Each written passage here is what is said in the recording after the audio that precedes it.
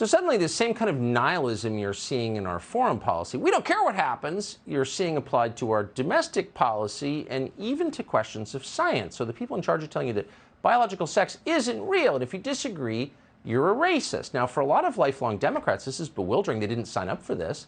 Colin Wright's been a Democrat all his life, didn't sign up for this. So a year ago, he came up with a cartoon to illustrate what he thought was going on. He hasn't changed, but the people who represent him in the Democratic Party have become very unreasonable. Elon Musk agrees. He just shared this cartoon on Twitter. In a Wall Street Journal op-ed, Colin Wright explained that he made the cartoon to kind of sort out how he feels as a lifelong Democrat. Colin Wright is an evolutionary biologist, and we're happy to have him join us tonight. Colin, thanks so much for coming on. So you can describe this better than I can paraphrase. Why did you draw this cartoon, and what does it mean?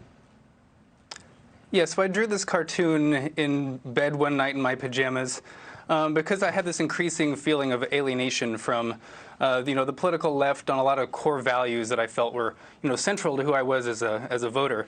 So on issues such as free speech, for instance, that I think the left had held as being sacrosanct for much of its history. It's been these values of free speech were generally held to be like these core values in order to uphold free speech, to speak truth to power, and it's being increasingly viewed as sort of well, it's unacceptable. I mean, people are being called racist for wanting free speech. I mean, you keep hearing that. Is that when you signed up as a liberal or a Democrat, or you thought the Democratic Party represented you, even 5 years ago, would it have been plausible that somebody in MSNBC would say you're racist if you want free speech? Well, no. See, it's being increasingly viewed as hostile to the government. It's being hostile to these ideas that we have of free speech, and on issues such as like racism, for instance, where the previous values that we had of judging people by the content of their character, for instance, rather than by the color of their skin, this has been replaced by these sort of identity politics and equity initiatives that are really valuing group identity over individual rights.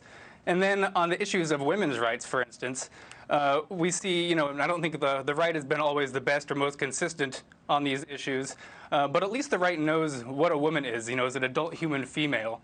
And I say this as a biologist, so I say that with certainty. The left, on the other hand, they can't even tell you what a woman is, so they can't even really pretend to understand or to protect women's rights. So this is the kind of my growing feeling of being disaffected from the left on these many issues. And I think a lot of Americans and people abroad feel the same way.